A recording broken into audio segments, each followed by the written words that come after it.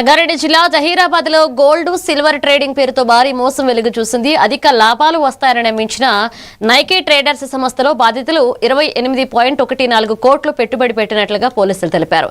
తొలుత వడ్డీ చెల్లించి నమ్మకం కలిగించిన నిర్వాహకులు ఆ తర్వాత రిటర్న్స్ ఇవ్వకుండా అసలు సొమ్మును కూడా తిరిగి చెల్లించలేదు. బాధితుల ఫిర్యాదుతో కేసు నమోదు చేసిన పోలీసులు 4 నిందితులను రిమాండ్ కు తరలించి దర్యాప్తు చేస్తున్నారు. ఇన్వెస్ట్మెంట్ ఫ్రాడ్ కేసులో ఒక 4 నిందితులని నిన్న అరెస్ట్ చేసి రిమాండ్ చేయడం అయినది.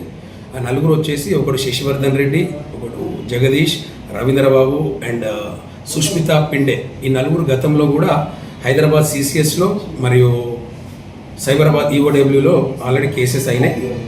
వాళ్ళు ఈ కంప్లైంట్ జహీరాబాద్లో నివసించే ఇజ్రాయిల్ అలియాస్ బాబు అనే అతని కంప్లైంట్ మీద ఫస్ట్ ఒక కేసు చేశాము.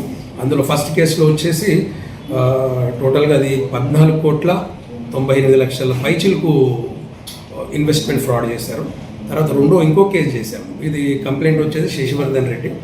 ఆయన కంప్లైంట్ మీద వచ్చేసి అది టోటల్ అది 4,17 lakhs ఇన్వెస్ట్మెంట్ ఫ్రాడ్ కేసు. ఈ 2 కలిపేసి 19,15 lakhs పైచిలకు ఇన్వెస్ట్మెంట్ ఫ్రాడ్ జరిగింది. ఈ కేసులో 4 నిందితులు